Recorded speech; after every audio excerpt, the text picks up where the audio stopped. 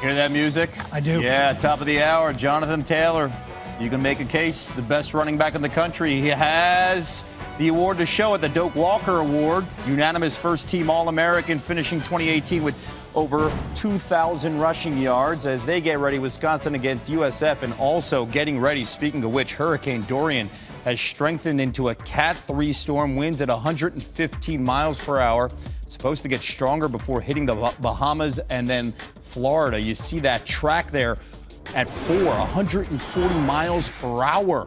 Still time to prepare and plan. Dorian causing some scheduling changes. Boise State and Florida State. That game moved from Jacksonville to Tallahassee, and also a noon start on ESPN News tomorrow. Network changes for the Georgia Vandy game and Georgia Southern LSU contests. Louis Riddick is on the call for Wisconsin USF and joins us now from Tampa. Louis, Hurricane Dorian, it's looming. What impact is that having around this game tonight in Tampa?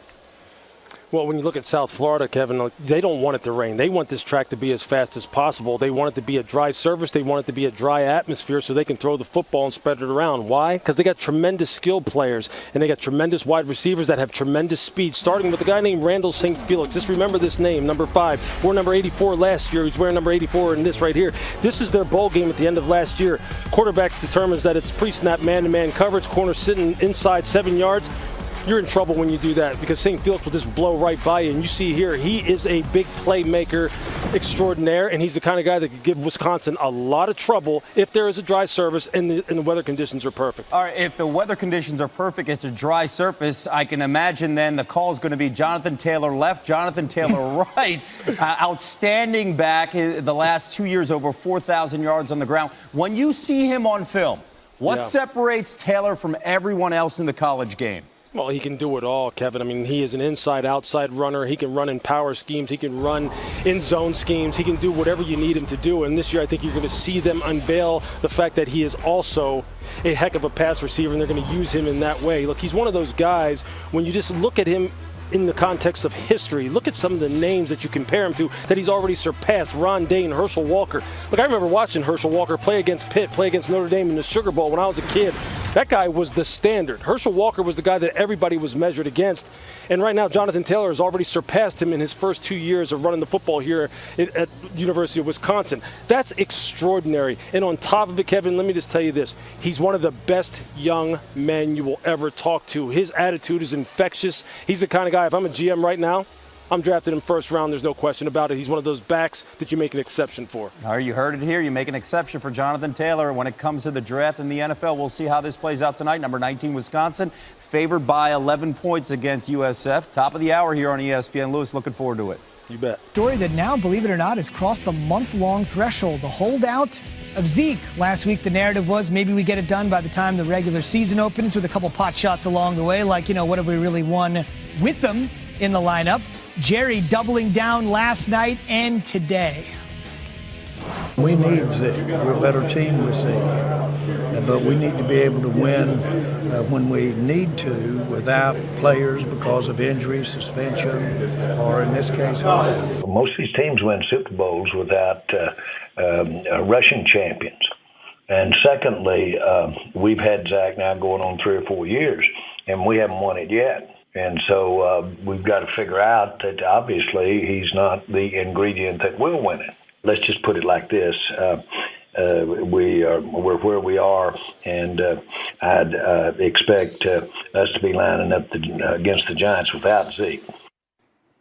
As if there wasn't enough stress after what you just heard there between the Cowboys, Rocky Arsenault, Ezekiel Elliott, it gets even rockier. The NFL's best insider is here. So he threw down the gauntlet and said regular season games. That's obviously a different threshold here. From people that you talk to in and around the league and your sources, how much you buying that? Well, here's the situation, Zubin. They have not made any real tangible progress in the talks between the two sides in any time in recent memory.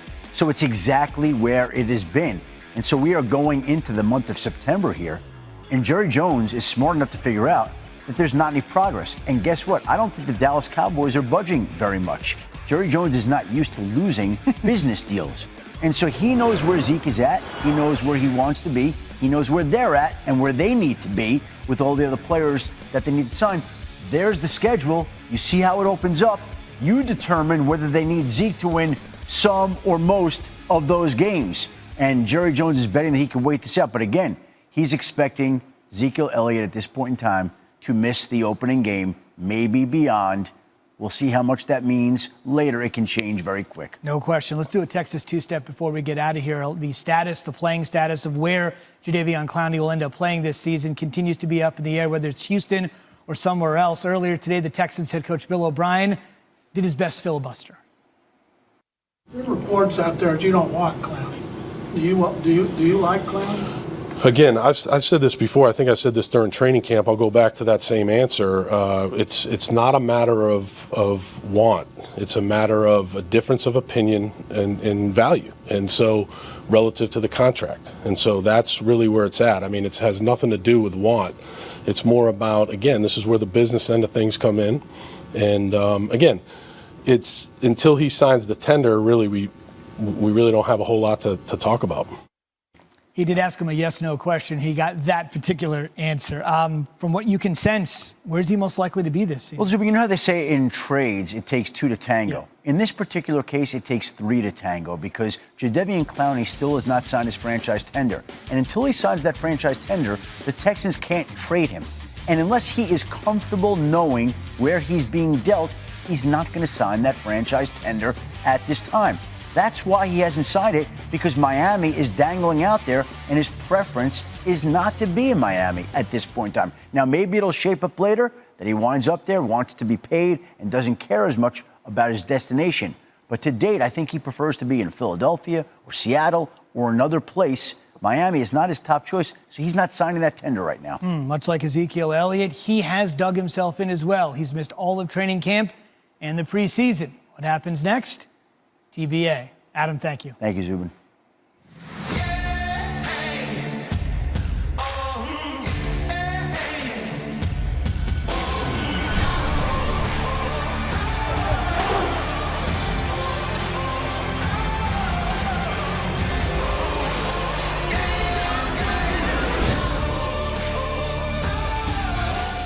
Tonight, 7 Eastern on ESPN, reigning Doak Walker winner Jonathan Taylor, number 19 Wisconsin, in Tampa to take on USF. The Bulls started last season 7-0 before losing each of their last 6 games.